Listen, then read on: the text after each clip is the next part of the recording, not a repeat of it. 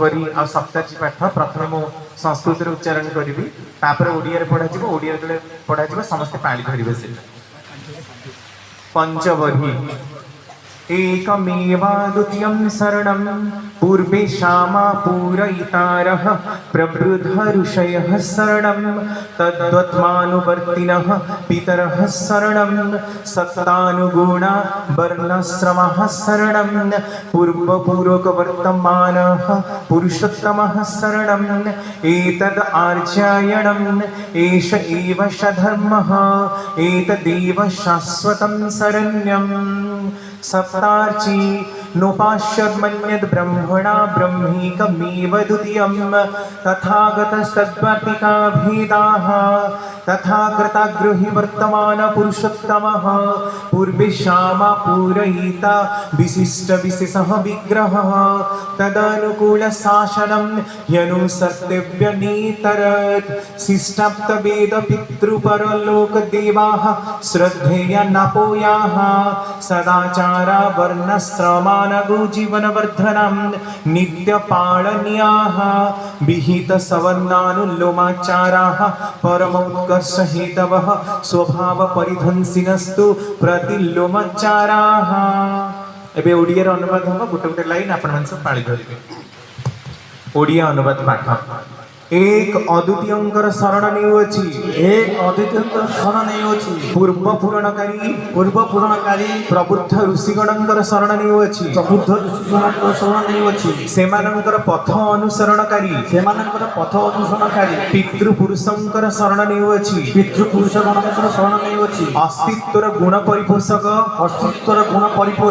वर्णाश्रमर शरण नेउछि पूर्व पूरणकारी वर्तमान पुरुषोत्तमंकर शरण नेउछि शरण नेउछि एहा ही आर्यपथ एहा ही सधर्म आउ एहा ही चिरंतन शरण योग्य सप्तार्ची ब्रह्म भिन्न आउ केही उपास्य नुहे ब्रह्म एक अद्वितीय तथागत गण ताहांकर वार्ता बहनकारी अभिन्न तथागत गणंकर अग्रणी वर्तमान पुरुषोत्तम पूर्व गणंकर आपूरणकारी विशेष विशिष्ट नर विग्रह ताहांकर अनुकूल शासन ही अनुसरणीय ताहा भिन्न अन्य किछि नुहे शिष्ट तत्त्वविद पितृपुरुष ओ परलोकवासी देवगण श्रद्धेय अवहेलार योग्य नुहंती वर्णाश्रम अनुगामी सदाचार जीवन वर्धनीय नित्य पालनीय विहित सवर्ण ओ अनुलोम क्रमिक आचार समूह परम उत्कर्षर कारण एवं प्रतिलोम आचार स्वभाव ध्वंसकारी ओम स्वस्ति स्वस्ति स्वस्ति। वंदे पुरुषोत्तमं वंदे पुरुषोत्तमं वंदे पुरुषोत्तमं वंदे पुरुषोत्तमं वंदे पुरुषोत्तमं वंदे पुरुषोत्तमं परम दयाल परम प्रेममय श्री श्री ठाकुर कुलचंद्र जी की जय। परम आराध्य जगत जननी श्री श्री वर्मा की जय। जुगाचार्य श्री श्री वरदा की जय। परम पूज्यपाद श्री श्री आचार्य देव की जय। सत्संग की जय। सत्यनाम की जय। पिता माता की जय। आर्य कुष्ठ की जय। वंदे पुरुषोत्तमं वंदे पुरुषोत्तमं परमाराध्य जगत जननी श्री श्री बड़मांकर 131तम जन्म दिवस की जय। परमाराध्य जगत जननी श्री श्री बड़मांकर 131तम जन्म दिवस की जय।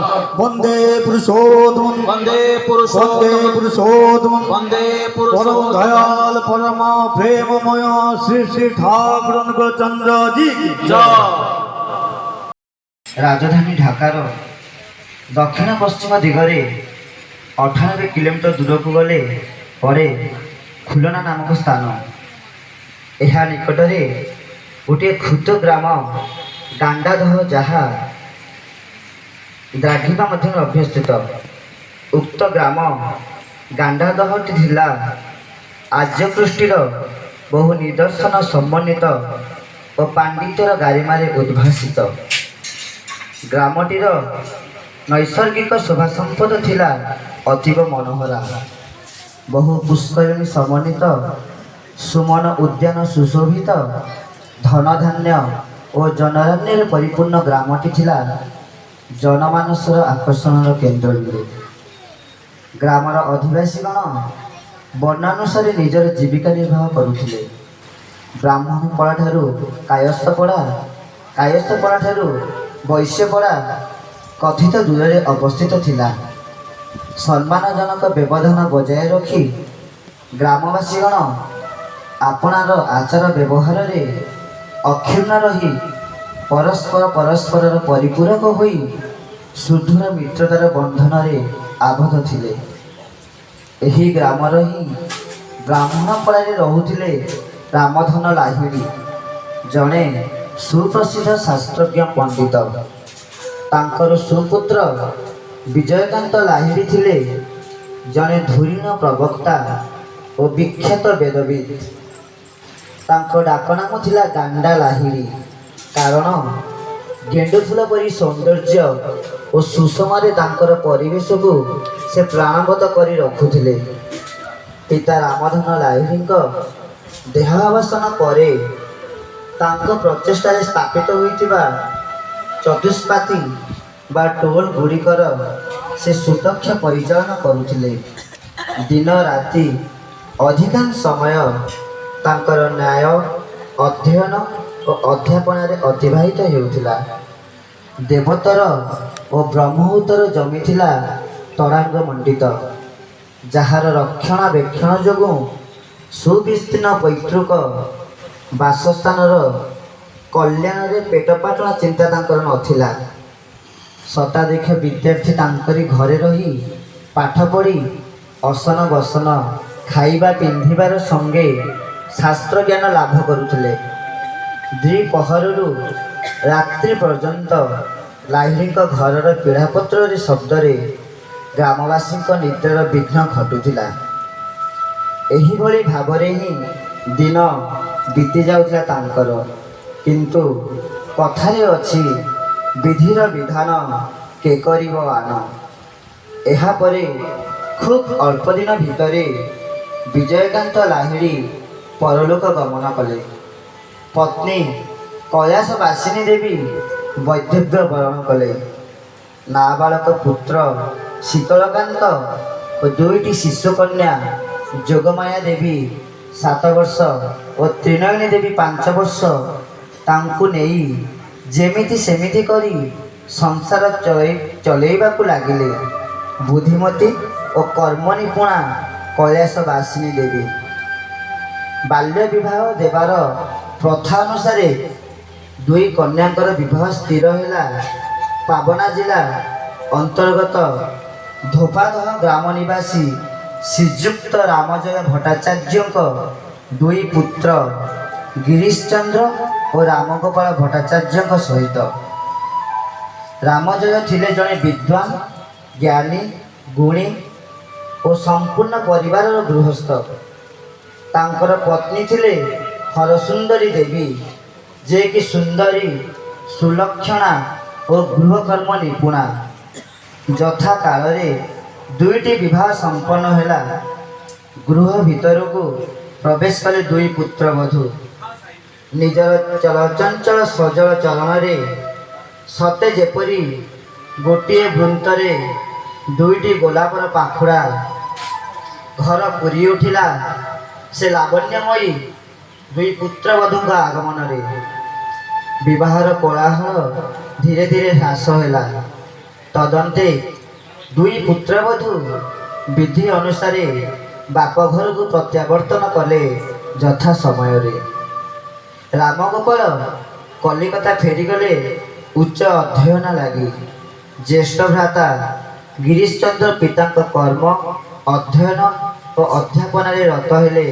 ସମୟ ଗଡ଼ି ଚାଲିଲା।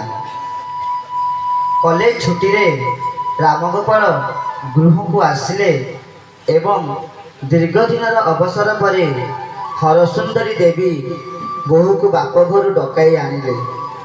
ମାଆଙ୍କୁ ଛାଡ଼ି ଶାଶୁଘର ଆସିବାକୁ କନିଷ୍ଠା କନ୍ୟା ତ୍ରିନୟନୀ ଦେବୀଙ୍କର ଅନିଚ୍ଛା ପ୍ରକାଶ ପାଇଲା।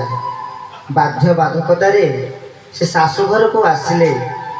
ଆସି ପହଞ୍ଚିବାର କିଛି ସମୟରେ ରାମଗୋପାଳଙ୍କୁ ଦେଖି ମନରେ ଚିନ୍ତା କରୁଛନ୍ତି ଯେ ଏଇ ଲୋକଟା ସବୁ ଅଡ଼ୁଆର ମୂଳ, ନାଟର ଗୋବର୍ଦ୍ଧନ। ତତ୍ପରେ ତାଙ୍କ ମନ କ୍ରୋଧ ଆକ୍ରୋଶରେ ବିଷାଦ ବେଦନାରେ ଭରିଯାଏ। ଦିନକର ଘଟଣା, ଦିନେ ଦ୍ୱିପହର ପଡ଼ୁ ପଡ଼ୁ ରାମଗୋପାଳ ଖଟ ଉପରେ ଘୁମେଇ ପଡ଼ିଛନ୍ତି। ପୁସ୍ତକ ସବୁ ସେମିତି ପଡ଼ି ରହିଛି ଖଟ ଉପରେ। ତ୍ରିନୟନୀ ଦେବୀ ପାଦ ଚିପି ଚିପି ଘରେ ପଶିଲେ। ମୋଟା ମୋଟା ବହିଗୁଡ଼ିକୁ ଟିକ୍ ଟିକ୍ କରି ଚିରିବାକୁ ଲାଗିଲେ। ସୃଷ୍ଟି ହୋଇଗଲା ସେ ଖଟ ଉପରେ ଚିରା କାଗଜର ସ୍ତୂପ। ସେହି ସମୟରେ ନିଦ୍ରା ଭଙ୍ଗ ହୋଇଛି ରାମଗୋପାଳଙ୍କର। ହଠାତ୍ ସେ ଦେଖୁଛନ୍ତି ବାଳିକା ବଧୂ ତ୍ରିନୟନୀ ଘରୁ ବାହାରି ପଳାଉଛନ୍ତି। ଚିତ୍କାର କରି ମାଆଙ୍କୁ ଡାକ ପକାଇଲେ ରାମଗୋପାଳ। ମା ଆସି ଦେଖିଲେ ସବୁ ବିରକ୍ତିରେ ଭରିଗଲା ମନ। ମାତା ଓ ପୁତ୍ର ଦୁହେଁ ମିଶି ଖୁବ୍ କ୍ଷୁବ୍ଧତା ପ୍ରକାଶ କଲେ ଏବଂ କ୍ରୋଧାନ୍ୱିତ ହୋଇ ଖୁବ୍ ଜୋରରେ ଗାଳିଗୁଲଜ କରି ଚାଲିଲେ ବୋହୂକୁ ବିଭିନ୍ନ ପ୍ରକାରରେ। ତାପରେ କଲେଜ ଖୋଲନ୍ତେ ହିଁ ପୁନଶ୍ଚ ରାମଗୋପାଳ ଫେରିଗଲେ କଲିକତାକୁ।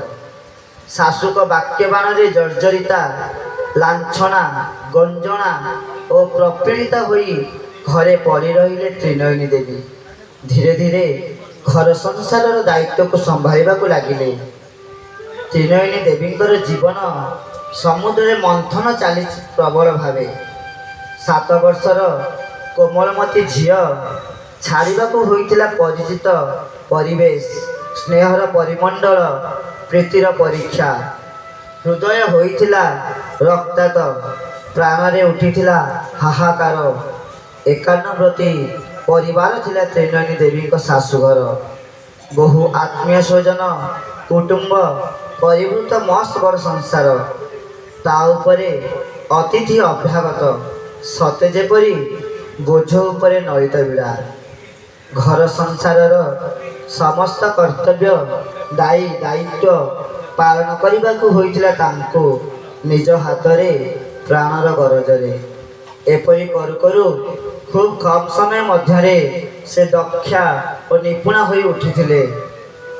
ଇତିମଧ୍ୟରେ କଲିକତା କଲେଜରେ ରାମଗୋପାଳଙ୍କର ପଢ଼ା ଜୀବନ ଶେଷ ହୋଇଛି। ପାବନା ସହରର ସେ ଆରମ୍ଭ କରିଛନ୍ତି ତାଙ୍କର କର୍ମମୟ ଜୀବନ। ଶିକ୍ଷକତା, କାରଣ ସଦ୍ବ୍ରାହ୍ମଣ ବଂଶୋଦ୍ଭବ ସେ। ଅଧ୍ୟୟନ ଓ ଅଧ୍ୟାପନାକୁ ଜୀବନର ବ୍ରତ ରୂପେ ଗ୍ରହଣ କରିଛନ୍ତି। ଘରକୁ ଆସନ୍ତି କଦବା କ୍ୱଚିତ୍। ସେହି ସମୟରେ ତ୍ରିନୟନୀ ଦେବୀଙ୍କୁ ସମୟ ହୋଇଛି 14 କି 15। ସ୍ୱାମୀଙ୍କୁ ବସ୍ତୁ ବୁଝିବାକୁ ଶିଖୁଛନ୍ତି ସେ। ସ୍ୱାମୀ ତାଙ୍କଠାରୁ ଦୂରରେ ଘରର କାର୍ଯ୍ୟକ୍ରମରେ ଉତ୍ସାହ ଉଦ୍ଦୀପନା ଅନ୍ତରିତ ହୁଏ। ଅକର୍ମା ବୋହୂ ବୋଲି ଶାଶୁଙ୍କ ନିକଟରୁ ପ୍ରବଳ ଗାଳିଗୁଲଜ ହୁଅନ୍ତି, ପୀଡ଼ିତା, ଲାଞ୍ଛିତା ଓ ଅପମାନିତା। ଦିନ ତାଙ୍କର କଟିଯାଏ ନିରାଶା ଓ ନିରାନନ୍ଦରେ। ଆସେ ରାତ୍ରି, ଦରଜା ବନ୍ଦ କରି ଯିଏ ଯାହାର ଶୟନ କକ୍ଷକୁ ଯାଆନ୍ତି। କିନ୍ତୁ ତ୍ରିନୟନୀ ଦେବୀ ବାରଣ୍ଡାରେ ଚୁପ୍ ହୋଇ ଠିଆ ହୁଅନ୍ତି ଏକାକୀ।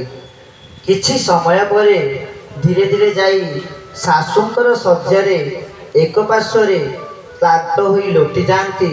ରାତ୍ରି କଟିଯାଏ। ଏମିତି କରି ଦିନ ବିତିଯାଏ, ମାସ ଗଡ଼ିଯାଏ। କଲେଜ ଛୁଟି ହୁଏ। ରାମଗୋପାଳ ଘରକୁ ଆସନ୍ତି। ତ୍ରିନୟନୀ ଦେବୀ ଅନେକ ଦିନ ପରେ ପୋଖରୀ ଘାଟକୁ ଯାଇ ଟିକିଏ ଭଲ କରି ପରିଷ୍କାର ପରିଚ୍ଛନ୍ନ ହୋଇ ଗାଧୋଇ ଆସନ୍ତି। ଦିନ ପରେ ରାତି ଆସେ, ଖିଆପିଆ ସରିଯାଏ। ତ୍ରିନୟନୀ ଦେବୀ ଶୟନ କକ୍ଷକୁ ଯାଆନ୍ତି। ଦେଖନ୍ତି ସ୍ୱାମୀ ବହିଟିଏ ଧରି ଗୋଟିଏ ଚୌକି ଉପରେ ଅଧା ଶୋଇ ବହିର ପୃଷ୍ଠା ଓଲଟାଉଛନ୍ତି। ଏହି ସମୟରେ ସେ ପାଣି ଗ୍ଲାସ ଓ ପାନ ଡବା ମେଜ ଉପରେ ରଖନ୍ତି ଏବଂ ଆର ଆଖିରେ ଚାହାନ୍ତି ସ୍ୱାମୀଙ୍କ ଆଡ଼କୁ, କିନ୍ତୁ ସ୍ୱାମୀ ଫେରି ଚାହାନ୍ତି ନାହିଁ। ମୁହଁ ତଳକୁ କରି ପାଖକୁ ଡାକନ୍ତି। ଖଟର ବାଡ଼ ଧରି ସ୍ୱାମୀଙ୍କ ମୁଖକୁ ଏକ ଦୃଷ୍ଟିରେ ସେ ଚାହିଁ ରହନ୍ତି। ସ୍ୱାମୀଙ୍କ ଅଣଦେଖାରେ ମନରେ ଅଭିମାନ ଭରି ଆସେ। ସ୍ୱାମୀ କିନ୍ତୁ ନଛୋଡ଼ ବନ୍ଧା। କୁହନ୍ତି ଉଚ୍ଚ ସ୍ୱରରେ, ତୁମେ ମାଆଙ୍କ କଥାକୁ ଅବମାନନା କରୁଛ। ଯାଅ ତୁମେ, ମୁଁ ଆଉ ଘରକୁ ଆସିବିନି। ତୁମର ଯାହା ଇଚ୍ଛା ତାହା କର। ତ୍ରିନୟନୀ ଦେବୀଙ୍କ ନୟନରେ ଲୋତକ ଭରିଯାଏ। ଆକୁଳ ବାକୁଳ ହୋଇ ଲୋତକ ଭରା ନୟନରେ ସେ ବିଳାପ କରି କୁହନ୍ତି, ନା ନା, ତୁମେ ଆସିବ। ମୁଁ ମାଆଙ୍କ କଥା ମାନିବି, ତାଙ୍କ ଆଦେଶ ଅନୁସାରେ ଚଳିବି। ଏହା କହି ଦୁଃଖ ମନରେ ସ୍ୱାମୀଙ୍କ କୋଳରେ ମୁଣ୍ଡ ଗୁଞ୍ଜି ଦିଅନ୍ତି। ରାତ୍ରି ଗଡ଼ି ଚାଲେ। ସ୍ୱାମୀ ଫେରିଯାଆନ୍ତି। ତ୍ରିନୟନୀ ଦେବୀଙ୍କ ଜୀବନ ଜଳଧେ ପୁନଶ୍ଚ ମନ୍ଥନ ଚାଲେ। ମନ ଛଟପଟ ହୁଏ। ଏକଥା ଶାଶୁ ଦେଖି ସହ୍ୟ କରିପାରନ୍ତି ନାହିଁ। ବାପଘର ଯିବାକୁ ଚାହିଁଲେ ବି ଉପାୟ ନାହିଁ। ଛାତି ଭିତରତା ଆନ୍ଦୋଳିତ ହୋଇ ଉଠେ। ବୁକୁରେ ଚାପି ଧରିବାକୁ ଚାହାନ୍ତି ଏକାନ୍ତ ନିଜର କିଛିକୁ। ଆହ୍ୱାନ ଜାଗି ଉଠେ ନାରୀ ପ୍ରାଣରେ ଆତ୍ମଜର। ଜୀବନର ଯଜ୍ଞ ବେଦୀରେ ହୋମର ବହ୍ନି ଶିଖା ଜଳି ଉଠେ। ଯାଜ୍ଞସେନୀର ଆଗମନ ସୂଚିତ ହୁଏ। ଅନ୍ତଃସତ୍ତ୍ୱ ହୁଅନ୍ତି ତ୍ରିନୟନୀ ଦେବୀ। ବହୁବାରେ ନିରେଇକି ଚାହାନ୍ତି ଶାଶୁମା ହରସୁନ୍ଦରୀ ଦେବୀ। ଆଉ ଲକ୍ଷ୍ୟ କରନ୍ତି ସରସିଜ ପରି ସରଳ, ସଦ୍ୟଜାତ ଶିଶୁ ଭଳି ନିଷ୍ପାପ, ନବନୀତ ପରି କୋମଳ, ସଶକ୍ତ ବୋହୁର ମୁଖମଣ୍ଡଳ। ତା ପ୍ରତି ଜାଗି ଉଠେ ବାତ୍ସଲ୍ୟର ନରମ ଓ ମଧୁର ଭାବ। ବୟସରେ ଛୋଟ, ପ୍ରଥମ ପୁଆତି, କୌଣସି ଅଭିଜ୍ଞତା ନାହିଁ। କ'ଣ ଖାଇବ, କ'ଣ ପିଇବ, ଏକଥା ଶାଶୁମା ନିଜେ ଭାବି ଭାବି ସହସ୍ରରେ ରନ୍ଧନ ଓ ପରିବେଷଣ କରନ୍ତି। ଉପଯୁକ୍ତ ଭାବେ ବୋହୁର ସ୍ୱାସ୍ଥ୍ୟର ଯତ୍ନ ନିଅନ୍ତି। ସ୍ନେହ ଆଦରରେ ଖାଇବାକୁ ପରସନ୍ତି। ଏହା ମଧ୍ୟରେ 6 ମାସ ବିତି ଯାଇଛି। 7 ମାସ ଉପଗତ। ବୋହୁର ବାପଘର ଯିବାର ବିଧି ସାଧଭକ୍ଷଣ ଲାଗି ଆୟୋଜନରେ ଲାଗିଯାଆନ୍ତି ଶାଶୁ। ବୋହୁକୁ ସଜେଇ ଦିଅନ୍ତି ନିଜ ହାତରେ। ଗ୍ରାମର ସମସ୍ତ ସଧବାମାନଙ୍କୁ ନିମନ୍ତ୍ରଣ କରନ୍ତି। ପଞ୍ଚବ୍ୟଞ୍ଜନାଦି ପ୍ରସ୍ତୁତ କରି 5 ଜଣଙ୍କୁ ପରିତୋଷ କରାନ୍ତି। ସମସ୍ତେ ଶିଶୁର ମଙ୍ଗଳ କାମନା କରି ବୋହୁକୁ ଆଶୀର୍ବାଦ କରନ୍ତି। ଧାନ, ଦୁର୍ବାଦଳ, ନାରିକେଳ, ପୁଷ୍ପ, ବହୁବିଧ ଫଳମୂଳ ଦେଇ ସୀମନ୍ତ ଉନ୍ନୟନ ସଂସ୍କାର ଯଥା ସମୟରେ ତ୍ରିନୟନୀ ଦେବୀ ବାପଘର ଗାଣ୍ଡାଦହ ଉଦ୍ଦେଶ୍ୟରେ ଯାତ୍ରା କରନ୍ତି। ମାତୃଗୃହରେ ଖୁବ୍ ସ୍ୱାଗତ ଓ ସମ୍ବର୍ଦ୍ଧନା ହୁଏ ତାଙ୍କର। ମା ଛାତିରେ ଭିଡ଼ି ଧରନ୍ତି ଆନନ୍ଦରେ ନିଜର ହୃଦୟର ଅମୂଲ୍ୟ ମଣିକୁ। ପ୍ରସବର ସମୟ ନିକଟବର୍ତ୍ତୀ ହୁଏ। ମାତା କୈଳାସବାସିନୀ ଦେବୀ ବ୍ୟଗ୍ର ଓ ବ୍ୟସ୍ତ। ସେ ଘରର ପଛପଟେ ଥିବା ଅନ୍ୟ ଏକ ଘରକୁ ଏନ୍ତୁଡ଼ି ଘର ରୂପେ ଠିକ୍ କରିଛନ୍ତି। ଘରର ଆଖପାଖ ପରିଷ୍କାର କରାଇଛନ୍ତି। ଘର ଭିତରକୁ ଗୋବରରେ ଲିପାପୋଛା କରିଛନ୍ତି। ଅତ୍ୟନ୍ତ ବ୍ୟଗ୍ର ନିପୁଣତାର ସହିତ ଟିକିନିକି ଭାବରେ ସମସ୍ତ ଆବଶ୍ୟକୀୟ ସାମଗ୍ରୀ ଯୋଗାଡ଼ି ସଜାଡ଼ି ରଖିଛନ୍ତି। ବର୍ଷାକାଳୀନ ଗ୍ରାମର ଆକାଶ ଅତ୍ୟନ୍ତ ମନମୁଗ୍ଧକର। ବର୍ଷାର ଆଗମନରେ ଆକାଶ ଘନକୃଷ୍ଣ ବାଦଲରେ ଆଚ୍ଛାଦିତ ହୋଇଛି। କଳା ମେଘ କୋଳରେ ସୌଦାମିନୀ ଚିକ୍ଚିକ୍ କରୁଛି। ଆକାଶ ପ୍ରାଙ୍ଗଣରେ ମେଘ ସାଥିରେ ଅନେକ ସମୟରେ ରବି ଲୁଚକାଳି ଖେଳ ଖେଳନ୍ତି। ତାଙ୍କର ହେମକିରଣ ବିକ୍ଷିପ୍ତ ବାଦଲମାଳାରେ ବିଛୁରିତ ହୋଇ ଆକାଶ ବକ୍ଷରେ ଅପୂର୍ବ ବର୍ଣ୍ଣୋତ୍ସବ ସୃଷ୍ଟି କରିଛି। ବେଳେବେଳେ ସପ୍ତରଙ୍ଗୀ ଇନ୍ଦ୍ରଧନୁ ସନ୍ନିକଟ 2 ପର୍ବତ ଶିଖର ଦେଶକୁ ସ୍ପର୍ଶ କରି ଛତ୍ରର ଭ୍ରମ ସୃଷ୍ଟି କରୁଛି। ଗ୍ରାମର ଶୁଷ୍କ ନିରସ ଧୂସର ବକ୍ଷ ଉପରେ ନୂତନ ସବୁଜିମାର ଏକ ଆସ୍ତରଣ ପଡ଼ିଛି। ଶୁଷ୍କ ପ୍ରାନ୍ତର ଶ୍ୟାମଳ ଦୁର୍ବାଦଳରେ ନିରସ କ୍ଷେତ୍ର ସବୁଜ ଶସ୍ୟରେ ବିମଣ୍ଡିତ ହୋଇଛି। ନିଦାଘ ପ୍ରପୀଡ଼ିତା କ୍ଷୀଣାଙ୍ଗୀ ସ୍ରୋତସ୍ୱିନୀ କୁଳୁକୁଳୁ ନାଦରେ ରିମଝିମ୍ ସଙ୍ଗୀତ ଗାନ କରୁଛି। ଗ୍ରାମ୍ୟ ପୁଷ୍କରିଣୀ କ୍ଷୁଦ୍ର ଜଳାଶୟ ଓ କୂପ ସମୂହ ପୂର୍ଣ୍ଣଗର୍ଭା ହୋଇଛନ୍ତି। ବାଉଁଶ କୁଞ୍ଜରେ ଡାହୁକମାନେ, ସାରୁବୁଦା ମୂଳରେ ବଣ୍ଡୁକମାନେ ସର୍ବଦା କଳରବ କରି ପଲ୍ଲୀର ନିସ୍ତବ୍ଧତାକୁ ଭଙ୍ଗ କରୁଛନ୍ତି। ଶ୍ୟାମ ଦୁର୍ବାଦଳ ଉପରେ ସାଧବ ବୋଉର ମନ୍ଥର ଗତି ସତେ ଯେପରି ସବୁଜ ଗାଲିଚା ଉପରେ ମର୍କତ ମଣିର ଶୋଭା ସୃଷ୍ଟି କରୁଛି। ସମୀରରେ ନାନାବିଧ ପୁଷ୍ପର ଶୃଙ୍ଖଦ ସମୀରଣ ମନରେ ଭରୁଛି ଅପୂର୍ବ ଶିହରଣ। ଧବଳ କେତକୀ, ଟଗର, ଶ୍ଵେତମଲ୍ଲୀ, ମାଳତୀ, କାଷ୍ଠଚମ୍ପକ, କୁନ୍ଦ, କଦମ୍ବ, କରବୀର, କନ୍ୟାର, ରକ୍ତମନ୍ଦାର, ବିବିଧ ବର୍ଣ୍ଣା ହରଗୌରା, ଶ୍ୟାମଳ ଅପରାଜିତା, ଝରା ଶେଫାଳି, ଗୋଡ଼ିବାଣ ପରି ନାନାବିଧ ପୁଷ୍ପରେ ଧରଣୀ ରାଣୀ ସୁସଜ୍ଜିତା ହୋଇଛି। ମଧୁଲୋଭୀ ମଧୁପୁର ଭୂ ଭୂ ସ୍ୱର କର୍ଣ୍ଣରେ ଗୁଞ୍ଜରଣ ସୃଷ୍ଟି କରୁଛି। ବାଡ଼ି ବଗିଚାରେ ଜହ୍ନି, କଖାରୁ, କାକୁଡ଼ି, ଭେଣ୍ଡି ଫୁଲର ଶୋଭା ଆକର୍ଷଣ କରୁଛି ନେତ୍ରଦ୍ୱୟକୁ। ଶ୍ଵେତ ଶ୍ୟାମ ପାଟଳବର୍ଣ୍ଣୀ, ପଙ୍କଜିନୀ ଆଉ କୁମୁଦିନୀ ପୁଷ୍ପରେ ବିମଣ୍ଡିତା ପୁଷ୍କରିଣୀ ହସୁଛି ନବବଧୂ ପରି ଲାସ୍ୟମୟୀ ଛନ୍ଦରେ। ସଦ୍ୟ ପ୍ରସ୍ଫୁଟିତ ଚନ୍ଦ୍ରମାଳ ଓ ପଦ୍ମପତ୍ରରେ ଶିଶିର ଟୋପା ମଣିମୁକ୍ତାର ଭ୍ରମ ସୃଷ୍ଟି କରୁଛି। ଆଷାଢ଼ ମାସ ଯାଇ ଶ୍ରାବଣ ମାସ ପ୍ରବେଶ ହେଲା। ଆକାଶ ମେଘାଚ୍ଛନ୍ନ, ସନ୍ତସନ୍ତିଆ ପରିବେଶ। ମଣିଷର ମନ ମିଜାଜ ସତେ ଯେମିତି ଅବସାଦ କ୍ଲିଷ୍ଟ। ଅଳସ ମଦାରତା ଚତୁର୍ଦିଗରେ ପରିବ୍ୟାପ୍ତ। ତ୍ରିନୟନୀ ଦେବୀ ଶଯ୍ୟାରେ ଶୟନ କରିଛନ୍ତି। ହଠାତ୍ ଏକ ଅଦ୍ଭୁତ ସ୍ୱପ୍ନ ଦର୍ଶନରେ ସେ ବିଭୋର ହୋଇଛନ୍ତି। ତୀରଟଣ୍ଡୁଳିତ ଜ୍ୟୋତ୍ସ୍ନା ବୈଦ୍ୟୁତ ରଜନୀର ପ୍ରାତଃକାଳରୁ ଘରର ଏକ କୋଣରେ ଲକ୍ଷ୍ମୀ ପୂଜା ବହୁ ଆଡ଼ମ୍ବରରେ ଜାକଜମକରେ ପାଳିତ ହେଉଛି। ଗୃହାଙ୍ଗନ ସୁନ୍ଦର ଚିତାଲେଖାରେ ସୁସଜ୍ଜିତ। ଚିତ୍ରିତ ପୂଜା ଖଟୁଲିରେ ମାଣ ବସିଛି। ସମସ୍ତ ପରିବାରର ସଦସ୍ୟ ପୂଜାରାଧନାରେ ବ୍ୟସ୍ତ। ତ୍ରିନୟନୀ ଦେବୀ ବାରଣ୍ଡାରେ ବସି ନୀରବରେ ପୂଜାର ସମସ୍ତ ବିଧି ବିଧାନକୁ ନିରେଖି ଦେଖୁଛନ୍ତି। ଚକ୍ଷୁ ନିବିଷ୍ଟ ଲକ୍ଷ୍ମୀଙ୍କ ପ୍ରତିମା ଠାରେ ଖୁବ୍ ତୃପ୍ତି, ଅତ୍ୟନ୍ତ ପ୍ରୀତି ଆସ୍ୱାଦନ କରୁଛନ୍ତି ମନରେ। ହଠାତ୍ ତାଙ୍କର ନେତ୍ର ଯୁଗଳ ଜାଜ୍ୱଲ୍ୟମାନ ହୋଇ ଉଠିଲା। ସେହି ପ୍ରତିମା ଭିତରୁ ବାହାରି ଆସିଲେ ଅପୂର୍ବ ରୂପ ଲାବଣ୍ୟମୟୀ ଜଣେ ନାରୀ ପ୍ରତିମା। ଶୁଭ୍ର ଶୁକ୍ଳ ବସନରେ ଲାଲ ପାଢ଼ୀ, ଶରୀର ଦ୍ୱିତୀୟକୁ କରି ତୋଳିଛି ଦିବ୍ୟତାରେ ପୂର୍ଣ୍ଣ। ମଥାରେ ଲାଲ ସିନ୍ଦୁରର ଟୋପା ଝଲସି ଉଠୁଛି ଉଦୟକାଳୀନ ସୂର୍ଯ୍ୟଙ୍କର ଆଭାରେ।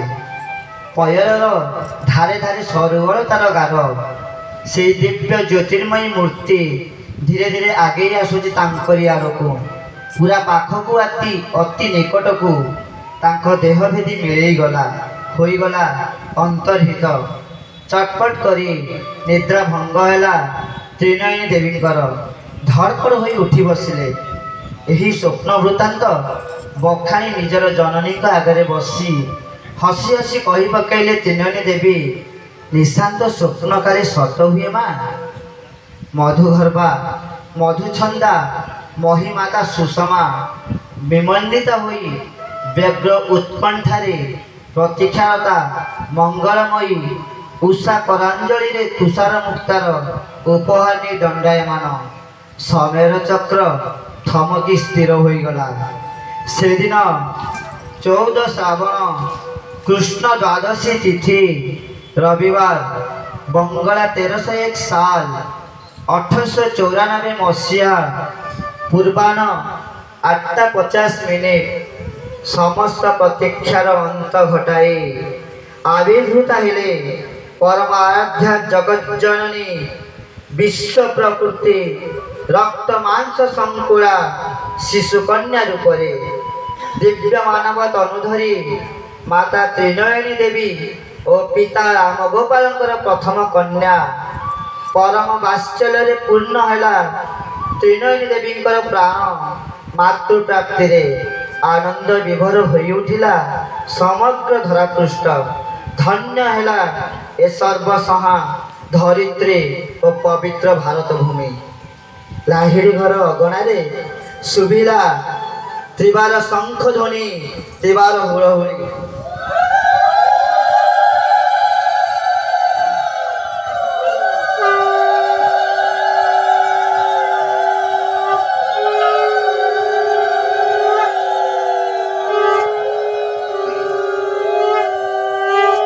ଆନନ୍ଦର ବାର୍ତ୍ତା ଖେଳିଗଲା ଚତୁର୍ଦିଗରେ ପଲ୍ଲୀର ପ୍ରତି ଘରେ ଘରେ ମଧ୍ୟ ଗୁଞ୍ଜରିତ ହୋଇ ଉଠିଲା ସେହି ଶୁଭ ଶଙ୍ଖନାଦ। ପ୍ରତିଟି ଗୃହସ୍ଥ ବଧୂଙ୍କ ହାତରେ ତୁଳସୀ ଚଉରା ପାଦପୀଠ ତଳେ ସ୍ୱାଗତ ଧ୍ୱନି ମିଶିଗଲା ଆରତୀର ଧ୍ୱନି ସହ ଏକାତ୍ମ ହୋଇ। ଗ୍ରାମର ଶେଷ ମୁଣ୍ଡରେ ହାଟ ବସେ। ଶୀତଳକାନ୍ତ ଲାହିଡ଼ି ଘରର ଏକମାତ୍ର ପୁରୁଷ ଅଭିଭାବକ ଯାଇଛନ୍ତି ହାଟକୁ। ଚଞ୍ଚଳ ପଦକ୍ଷେପରେ ଘରର ପରିଚାରକ କୁଷାଣ କାଳୁ ଦୌଡ଼ି ଦୌଡ଼ି ଯାଇ ଖବର ଦେଲା, ଦିଦିମଣିଙ୍କର ଝିଅ ହୋଇଛି ଗୋ ବାବୁ। ଏକଥାର ସମାପ୍ତି ପୂର୍ବରୁ ଶୀତଳ ବାବୁ କାନ୍ଧର ଚଦରକୁ ଦାନ କରିଦେଲେ କାଳୁକୁ। ଖୁସିର ଆବେଗରେ ଆଉ କହିଲେ, ପାଉନା ରହିଲା ଘରକୁ ଗଲେ ଦେବି, ବୁଝିଲୁ। କଥାଟି ଶୁଣି କୃଷାଣ କାଳୁ ଉତ୍ତର ଦେଲା, ଆଜ୍ଞା ବାବୁ, ଯାହା ଆପଣଙ୍କ ଇଚ୍ଛା। ଏନ୍ତୁଡ଼ିର ଦରଜାରେ ଭିଡ଼ ଲାଗିଛି। ପଡ଼ାର ଝିଅ ବୋହୂମାନଙ୍କର ଦଳ, ବୟସ୍କା ମାଆମାନଙ୍କର ଦଳ ଘରର ଦରଜାକୁ ଠେଲି ଧରିଛନ୍ତି। କୈଳାସବାସିନୀ ଦେବୀ ଝିଅକୁ କୋଳରେ ଧରି ଏନ୍ତୁଡ଼ିର ଦ୍ୱାର ମୁହଁରେ ଆସି ବସିଛନ୍ତି। ପ୍ରସ୍ତୁତି ଶୋଇଛନ୍ତି ତାଙ୍କ ନିର୍ଦ୍ଦିଷ୍ଟ ଶଯ୍ୟାରେ। ମିଟି ମିଟି କରି ଚାହୁଁଛନ୍ତି ଝିଅର ମୁହଁକୁ। ସମସ୍ତଙ୍କର ଅଲକ୍ଷ୍ୟରେ ବସିଛନ୍ତି କୈଳାସବାସିନୀ ଦେବୀ କୋଳରେ ସଦ୍ୟ ପ୍ରସୂତା ଶିଶୁ କନ୍ୟାକୁ ନେଇ। ଘରର ପଛପଟରେ ଥିବା ବେଲଗଛରୁ ବିଛାଡ଼ି ହୋଇ ପଡ଼ିଛି ରାଶି ରାଶି ବେଲଫୁଲ।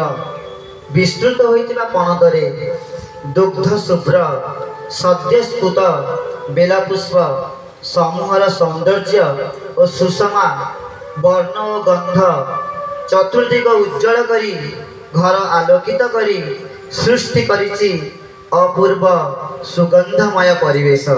ମଝିରେ ଗୋଟିଏ ସ୍ଥଳପଦ୍ମର ବୃକ୍ଷ, ସବୁଜ ପତ୍ରରେ ଆଚ୍ଛାଦିତ ହୋଇଥିବା ଶ୍ଵେତ ପାଟଳ ସ୍ଥଳପଦ୍ମର ଅର୍ଦ୍ଧସ୍ଫୁଟ କଳିକାଟି ପୁଷ୍ପସ୍ତବକର ଶୀର୍ଷ ସ୍ଥାନରେ ପରିପୂର୍ଣ୍ଣ ଗୌରବରେ ଫୁଟି ଉଠିଛି।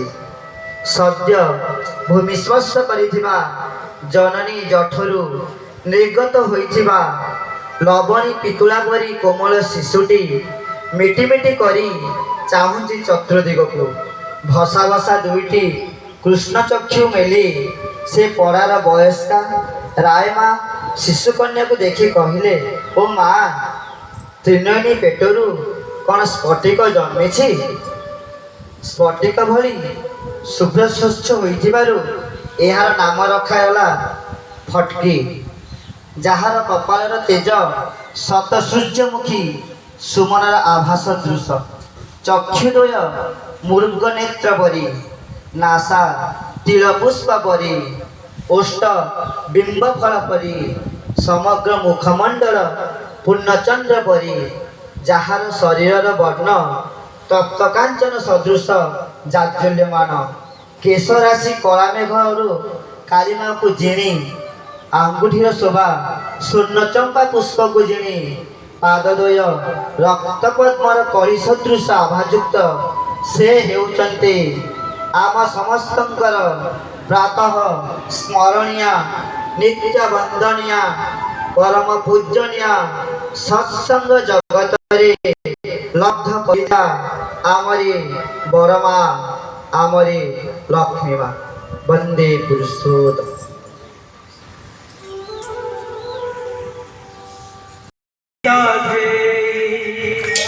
রে নাচ রে মন রাধে রাধে নাচ রে মন রাধে রাধে নাচ রে মন রাধে রাধে নাচ রে মন রাধে রাধে নাচ রে মন রাধে রাধে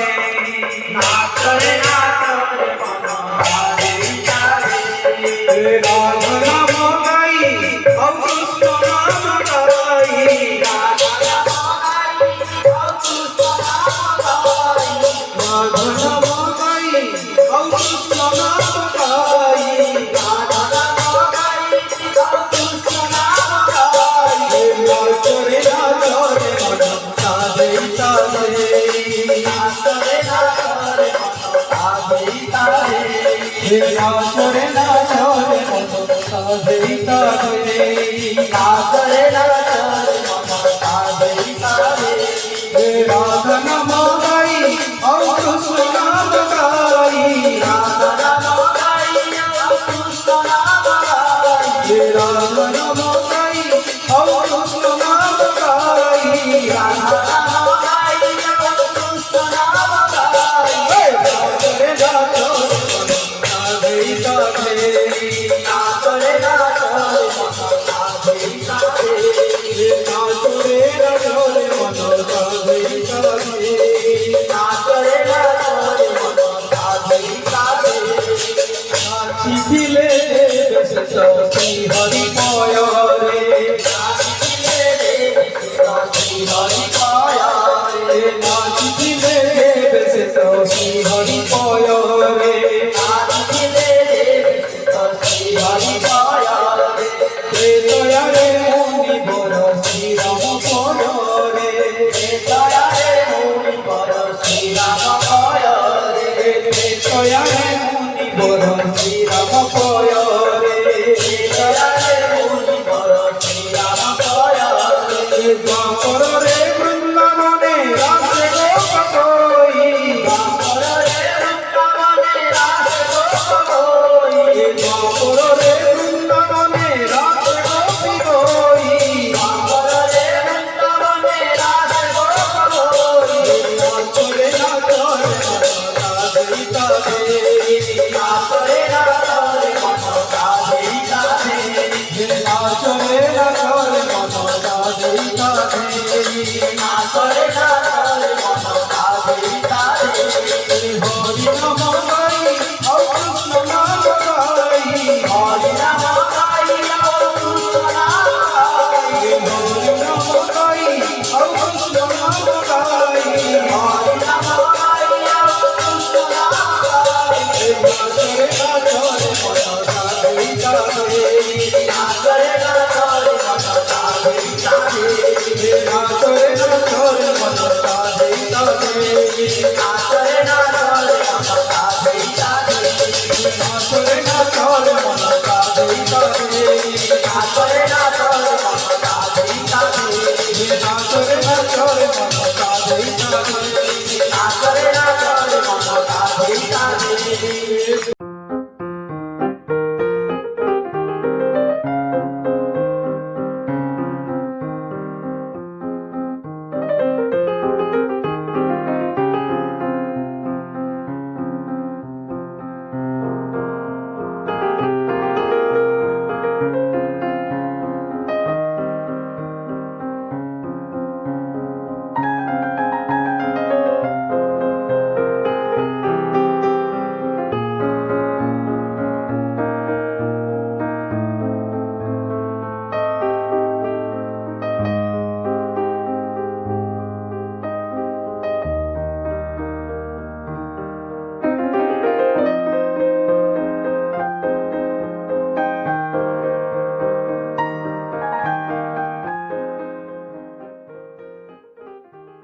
आज ब्लगर तो आम देखिले श्री ठाकुर अनुकूल चंद्र लीला संगिनी श्री लक्ष्मी माँ जो 131तम जन्मदिवस ओल्ड टाउन सत्संग केन्द्र में जो मैंने लग्न घोषणा और जन्मदिवस पालन है आपमि कौन लगे निश्चय कमेंट कर जनइबे पुणी देखा गोटे नुआ ब्लग रोचे आप प्रिय देवराज नमस्कार जय जय।